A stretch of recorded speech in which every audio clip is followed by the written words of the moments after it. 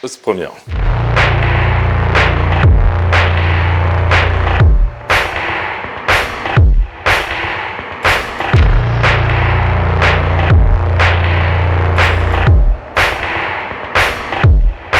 Bonjour à toutes et à tous, bienvenue sur Os. Notre nouvelle chaîne YouTube consacrée aux arts martiaux et au savoir-être. Et avant de rentrer dans le dur, on se présente quand même.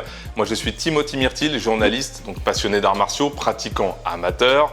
Et l'idée c'est de parler de manière très positive de nos arts martiaux. Voilà, et moi ce qui me concerne, j'étais 7 fois champion du monde en kickboxing, en boxe thaïlandaise et en karaté. J'ai raccroché les gants, ça fait 8 ans maintenant.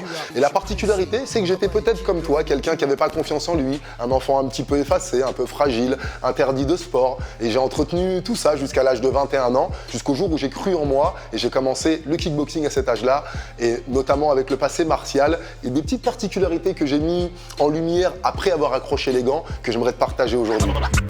Je suis précis, comme un kick d'Aurélien Duhart, je suis précis. Alors, qu'est-ce qu'on a au programme aujourd'hui? Eh ben on va voir ça. Dans ce sac de sport, qu'est-ce qu'il y a? Oh, un gant géant. Géant, à la hauteur de la victoire de Nordine Oubaly aux États-Unis. À Las Vegas, le temple des sports de combat et de la boxe. Ah, de la musique. De la musique, de la testostérone, de la provocation, des mâles qui veulent en découdre, on va décrypter ça. Caris Bouba, le match du début de l'année. Un petit gilet, un petit gilet jaune si tu sens, une petite odeur de lacrymo un petit peu, parce que moi j'étais au gilet jaune. Donc on va parler, nous, en tant qu'artistes martiaux, de la manière dont on aborde ce phénomène-là. A priori, personne ne l'a fait encore. Et puis, oh, qu'est-ce qu'on a? Une huile de massage? Non, oh, ok. Et plein d'autres surprises. Il est le premier Français boxeur à être sacré champion du monde à Vegas. Nordine! Ah, super!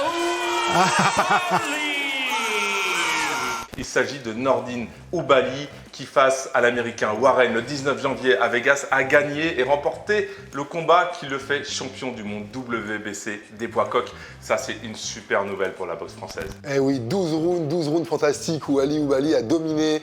Il est parti non pas comme un tenant du titre, comme un challenger. Il a avancé, il a vraiment fait son combat, il a dominé toute la fin du combat. Il a été impressionnant. Et cette famille Oubaly, c'est une histoire magnifique. Dans les années 90, ils étaient déjà là. Il n'y avait pas Internet, on avait quelques magazines, ils apparaissaient tous les mois. On se posait des questions, nous, en tant que boxeurs, mais ils sont combien là-dedans? Et je crois que j'ai eu la réponse, ils sont 18. Ils ont boxé en kick, en taille, en full, en anglaise. Ils étaient partout. Toujours une horde au pied du ring. Et de voir que des décennies après, ils arrivent à la consécration mondiale, ça prouve vraiment que l'unité, la patience et l'esprit de famille payent. Ouais, c'est une famille du nord de la France, d'Hénin-Beaumont, une commune assez modeste, plutôt ouvrière.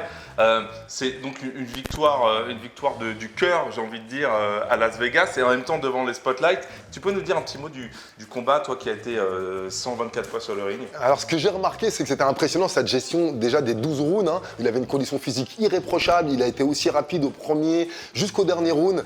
Ça a été mesuré sur Internet, son temps de réaction. Il a vraiment surpris Warren là-dessus, sur la défense. Comme disait Rocky, hein, la boxe, c'est pas prendre des coups, c'est encaisser et voir comment tu peux avancer.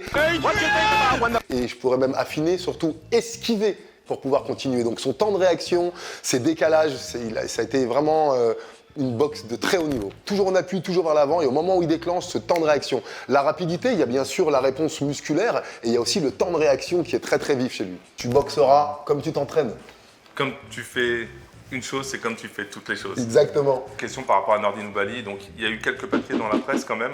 Mais finalement, ce boxeur est assez peu médiatisé quand même. Effectivement, je crois qu'il a touché 85 000 € pour ce combat, ce qui n'est rien pour les États-Unis. Il y avait Manny Pacquiao qui était le main event face à Broner, qui a pris lui, je crois, plusieurs millions de dollars effectivement pour ce combat. Et à côté, on a un plus petit combat où il ne prend seulement que 85 000 €. Maintenant qu'ils ont été très bons, la famille Oubaly, dans toute la partie humilité, travail, sueur, le no pain, no gain, il serait peut-être temps, les gars, d'accepter aujourd'hui l'abondance, la reconnaissance et de prendre un conseiller marketing et de créer une marque de vêtements et d'aller créer de l'argent. Comme c'est une famille qui a une éthique, eh ben cet argent ne vous fourvoiera pas, cet argent ne vous salira pas puisque vous en ferez quelque chose de digne. En tout cas, ce qu'on souhaite à ce garçon, c'est qu'il continue de briller, de garder son humilité et en même temps de nous satisfaire en défendant son titre et en le vendant le plus cher possible pour son bien et mettre sa famille à l'abri. Un grand merci à toi, Nordin Oubaly, nous avoir fait briller les yeux, nous avoir fait rêver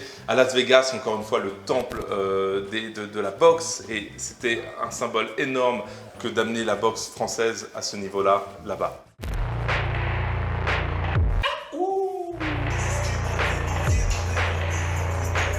Booba, Karis, ce sont deux rappeurs et non pas des boxeurs, mais ils ont décidé de s'affronter sur un ring de boxe. Ce sera a priori au mois d'avril 2019 en Belgique, mais rien n'est encore signé. Ces deux-là ont passé plusieurs années à s'invectiver, à s'insulter, à se clasher sur les réseaux sociaux. Au mois d'août 2018, à Orly, ils se sont même retrouvés au rayon parfumerie du Duty Free pour s'affronter en équipe. C'est une bagarre d'anthologie qui a défrayé la chronique et qui a même fait les 20 heures.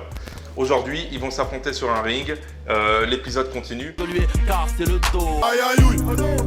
Nous, on voulait apporter un regard un peu différent. De mon point de vue, c'est quand même un peu pathétique et un peu tristoun, surtout vis-à-vis des jeunes qui écoutent la musique de Booba et Karis. Mais en discutant avec Aurélien, on a pu trouver des angles un peu différents. On va toujours trop vite, soit c'est des bourrins, soit c'est positif, soit c'est négatif. La première chose qu'on peut voir, c'est qu'effectivement, c'est un événement qui fait parler de lui. À partir du moment où les gens sont intéressés, c'est qu'il y a quelque chose d'intéressant. Mais toi, sauras-tu le trouver? Une fois passé la critique simple, bête et méchante de ces deux gros gabarits, plein de muscles, plein de testo, il y a plein d'explications à ça. La première explication, c'est qu'il y a une rivalité entre eux. Les êtres humains, que tu le veuilles ou non, que tu le reconnaisses pas, on a tous en nous la jalousie, on a tous été envieux, la rivalité. On a un ego, on a une petite partie dans nous et son mantra, c'est toujours plus. Il veut toujours plus. Et si tu le nies, c'est que tu n'es pas honnête. Rappelle-toi la sincérité à tout prix. Donc chacun d'entre nous a un ego, il veut dominer, contrôler, posséder. Et le but de la vie, c'est d'apaiser ça, de l'atténuer et de le calmer. Et eux ont eu la réussite dans la musique, ont eu la réussite certainement avec les femmes, avec les voyages, avec tout ça. Et aujourd'hui, ils en veulent encore plus. Si t'y vas, t'es un violent. Et si t'y vas pas, t'es un lâche. Quel choix il nous reste? Je voudrais peut-être mettre une petite touche humoristique. Je crois qu'en 1967, Oui, un homme bien connu, Oui. Gaston Defferre, en 1967, je ne parle pas de ça à l'époque de Mathusalem ou de Louis XIV, il n'y a pas longtemps, il a provoqué en duel chevaleresque. Avez-vous oublié ce côté en France, le chevalier d'Artagnan? Tu bafoues mon honneur, je te gifle, et on se retrouve sur le sommet de la colline, ton arme sera la mienne, et au premier sang, notre honneur sera sain et sauf.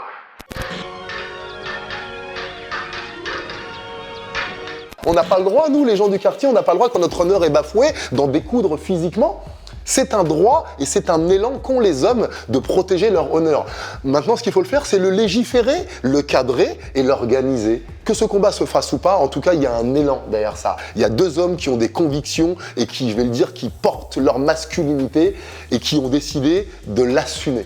Gilet jaune, moi gilet jaune, demain les gilets jaunes. Donc ça a été l'actualité depuis quelques mois. Par curiosité, évidemment, je suis journaliste et puis aussi par conviction. J'ai pris mon gilet jaune dans ma voiture et j'y suis allé. Donc j'ai vu plein de choses qui seraient très longues à raconter, mais j'ai vu effectivement des gens très déterminés, des ambiances aussi très solidaires, très festives, des gens qui parlent, des gens qui échangent, des gens qui se rendent compte que leur vie est pas si bien que ça, qu'elle pourrait être mieux, que son voisin a aussi une vie qui est pas si bien que ça. J'ai découvert des choses très positives et puis aussi de la violence de la part de certains qui avaient des gilets jaunes, de la violence parfois de la part de la police. J'ai vu effectivement des tirs de flashball à côté de moi alors qu'on est en train de discuter, comme toi et moi, avec des tirs de flashball qui arrivent pleine tête dans la tête de gens à côté, je l'ai vu, des canons à eau, j'ai vu des matraques, j'ai vu ça. Donc il s'agit de révéler et pas de cacher. Donc je voudrais qu'on en parle de tout ça et comment nous, en tant qu'artistes martiaux, on peut aborder non pas forcément que le phénomène politique, mais le phénomène gilet jaune et la colère que ça engraine, la colère que ça dégage. Tellement de choses à dire sur ces phénomènes. Bien sûr, la première chose qui en ressort, ce sont les peurs que ça émane. Il y a un ras-le-bol, il y a des mouvements de foule, on a vu du sang qui coule, on a vu de l'agressivité de part et d'autre. Encore une fois, on va mettre de la tempérance et regardons des deux côtés, ne jetons la pierre à personne. La première chose à rappeler avant tout, c'est que la violence, fait partie de la vie. Une chose qui est motivante et rassurante dans ce mouvement, c'est qu'il dure. Il y a un vrai ras-le-bol du peuple français. Le mépris, ça, nous avons un amour-propre. Ces personnes soumises qui pensaient ne pas en avoir, une insulte te fait sortir de tes gonds. Nous avons en chacun d'entre nous un garde-fou, un garde du corps qui permet de dire stop. C'est vrai qu'on a entendu beaucoup de gilets jaunes sur des plateaux de télé. Ils ont été invités, et ça c'est bien, ils ont pu s'exprimer. En revanche, il y a beaucoup de journalistes, des collègues à moi, qui posaient la première question souvent aux gilets jaunes. Condamnez-vous les violences? Et moi, ça, c'est une question que je trouve très violente. Et parce que c'est une manière de coincer dans les cordes quelqu'un comme si c'était un adversaire au lieu de lui donner la parole au préalable. Avec une question, tu enfermes quelqu'un. Alors, qu'est-ce qui ne va pas aujourd'hui? Tu peux te sentir mal tout de suite, avec une simple question. Les vraies questions journalistiques sont ouvertes. À partir du moment où on oriente une question, il y a une intention. Les questions, bien souvent, moi, sur certaines interviews, ça me rappelait plus des interrogatoires en commissariat, parce qu'on veut t'amener quelque part. Il y a une violence des deux côtés, et c'est en se rencontrant en terrain neutre qu'on arrivera à l'amadouer. Est-ce qu'on peut dire un petit mot sur ce geste qui a beaucoup fait parler de lui, fait couler beaucoup d'encre? Bien sûr, on a tous senti dans cet homme notre justicier. Nous avons tous un justicier en nous. Dans la cour de récréation, le petit gamin, le copain, le petit frère se fait piquer son goûter. On a un élan d'aller à prévenir la maîtresse ou d'aller le récupérer. Nous avons tout ça en nous, jusqu'encore une fois, ça soit tué par ne te défends pas. Cet homme a senti une injustice. Il a senti une personne se faire gazer à côté de lui. Il en avait marre de se faire gazer depuis 4 semaines, 5 semaines. La colère, c'est une accumulation. J'ai vu certaines salles de boxe où il ne faut pas que la boxe sorte de la boxe. Arrêtez avec vos mythes là. J'ai des copains footballeurs, quand je joue au foot avec eux, je leur dirais, s'il te plaît, ne sors pas ton football. J'ai vu cet homme utiliser une force proportionnelle face à des gens protégés pour faire reculer et faire cesser des coups qui pleuvaient sur des gens désarmés.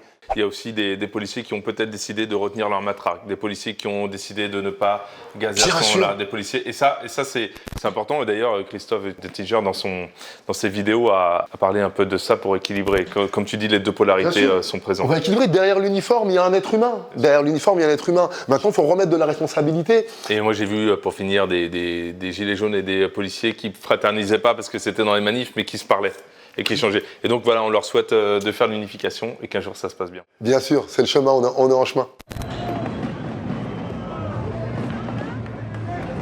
Merci et merci de nous avoir suivis sur Ous pour cette première. On a été ravis de vous accueillir ici à la belle équipe. C'était un super moment, Aurélien. Merci Timothy et merci aussi à toi d'avoir donné ta confiance, de nous avoir donné ce précieux temps, d'avoir choisi d'apprendre, de grandir et de partager aux gens que tu aimes et à ceux que tu aimes pas. Clique, fais parler de nous et on se retrouve bientôt pour une prochaine vidéo de Ous.